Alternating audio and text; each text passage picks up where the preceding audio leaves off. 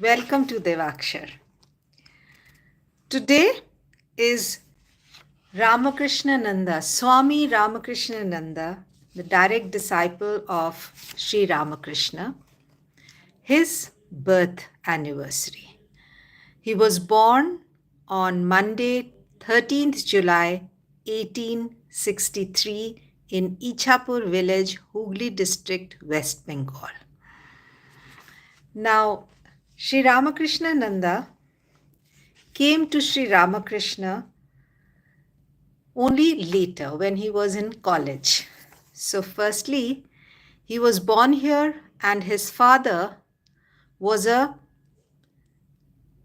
pandit. He was a pandit of Raja Indra Narayan Singh of Paikpara, North Calcutta.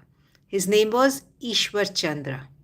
And Ishwar Chandra was well versed in Tantra scriptures and disciplines and was a disciple of Jagmohan Taraklar, a famous tantric saint of Bengal. A great devotee of the Divine Mother, Ishwar Chandra would practice sadhana at night in the cremation ground. And Swami Ramakrishnananda's mother was Bhavasundari Devi. She was a very pious woman.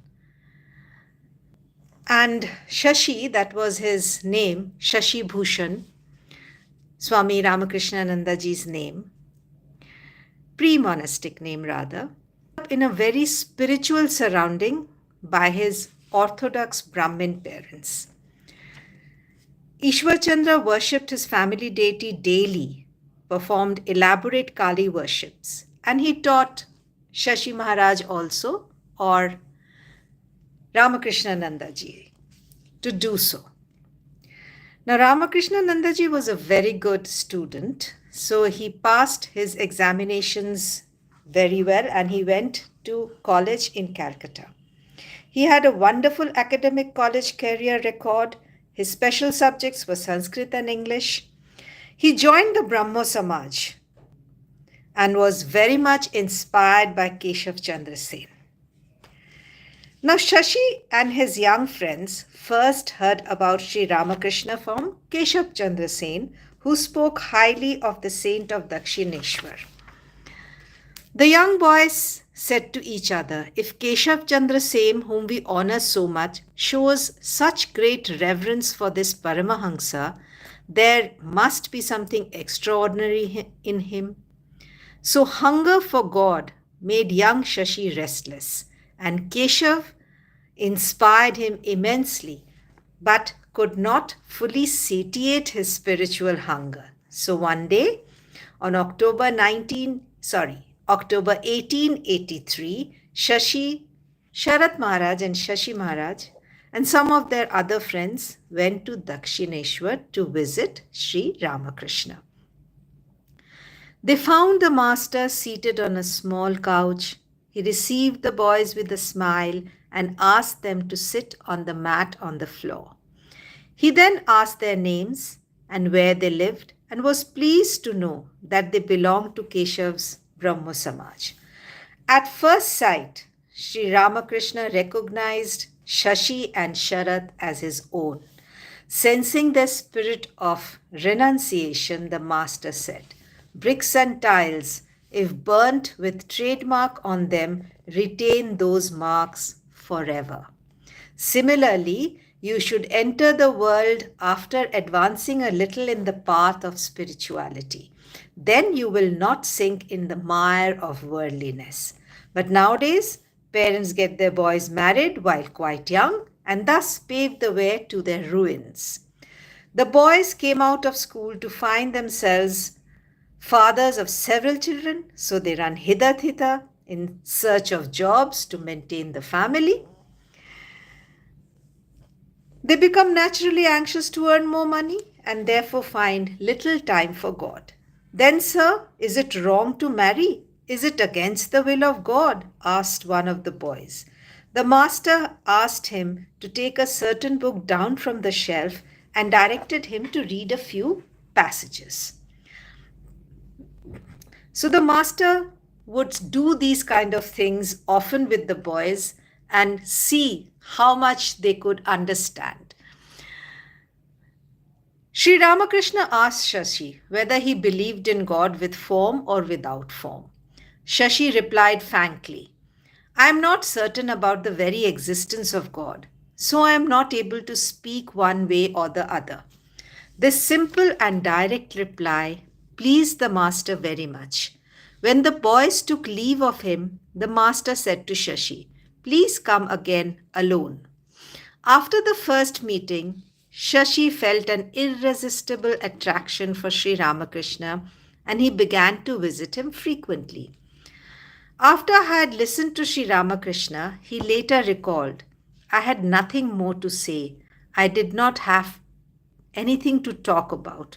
Often I would go to him with my mind full of doubts. Sri Ramakrishna always tested the genuineness of his disciples using various modes. On the very first day, Ramakrishna recognized that Shashi belonged to his inner circle. When God assumes a human form for the sake of his devotees, many of his devotees accompany him to this earth. Some of them belong to the inner circle, some to the outer, and some become the suppliers. One day, while Shashi was hurriedly passing through the master's room looking for a particular object, Sri Ramakrishna said to him, Whom you are looking for? He is here, here, here. Immediately Shashi's eyes fell on the blissful form of the master. He then realized that Sri Ramakrishna was the pole star of his life. Gradually Shashi became acquainted with the others like Narendra, that is Swami Vivekananda, and the other disciples. From his boyhood, Shashi cherished a great regard for religious books and he was keen on studying the Bible, the Chaitanya Charitamrita, and all these kind of scriptures. The master often talked to the boys all about the religious matters, about God, about freedom, about the will. And Sri Ramakrishna trained his disciples to be great teachers of the world. He first asked them to realize God, and then, once they had his command, to teach people, otherwise the teachings would not be effective.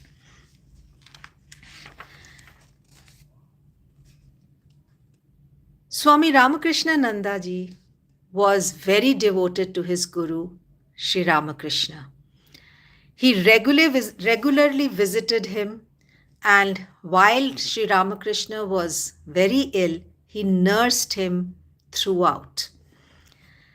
Shashi was always a brilliant student and he was asked to come back and give his college exams. But his master was not well, so he didn't want to leave his side. So he left his studies and he went to take care of the master. Now, when he was asked, Why don't you serve your guru after the examination? Shashi replied, Sir, could you give me any guarantee that I shall not die before the examination? Sri Ramakrishna in front of him asked him. Now, once what happened was that his father was very upset that Shashi had left. So he talked rubbish about Sri Ramakrishna in front of Shashi Maharaj. Immediately, Shashi Maharaj was ready to stab him, saying, Who is my father? Ishwar Chandra was actually pleased with his son and said to him, Yes, your devotion to your guru is genuine. Now, Sri Ramakrishna was not well, and when he left his mortal body, Sri Ramakrishnananda literally wept that his master was gone. Sri Ramakrishnananda served his guru and served his brother disciples also as long as it was possible. He was sent to Madras and he immediately went when Swami Vivekananda asked him to go, he did not utter a second thought. He immediately went to Madras. However, Swami Ramakrishnanandaji's life was short but eventful. 14 years he worked hard to spread the message of Sri Ramakrishna and Swami Vivekananda in South India. He burnt his energy quickly. In April 1911, shortly after the Holy Mother's departure from Calcutta, Sri Ramakrishnananda became ill with diabetes and tuberculosis. He said that the cause of this breakdown was that Madras life was too strenuous. Due to overwork and lack of proper food, he had literally worked himself to the point of death. Ramakrishnananda was too humble to take credit for the success of the Madras Center. He said, "It is no credit of mine. The Master's grace and Swamiji's command are mainly responsible for the success of the mutt in Madras." Now, he became ill. It seems that after this, he desired to hear a song on Samadhi composed by Swami Vivekananda. Pulin was singing, and Ramakrishnananda was in an aesthetic mood the whole morning. Dr. J.N. Kanjilal checked him and found him in better condition. He drank a little sanctified water that had been offered to the Master, and for the last 3 hours of his life, he was in Samadhi. At 1 p.m., he began to perspire. His face flushed, the hair of his body stood on ends, and his gaze was fixed between his eyebrows. Swami Ramakrishnananda left his body while in Samadhi at 1:10 p.m. on Monday, 21st August 1911. The brother disciples and other monks began to chant the name of Sri Ramakrishna, and they observed that the hair of Ramakrishnanandaji's body remained erect for a long time. Later, his body was brought down from the first floor, and Sister Nivedita bowed down to the departed monk. He was decorated with flowers and garlands, then carried in a procession. The air was laden with fragrance of flowers, perfume, and incense.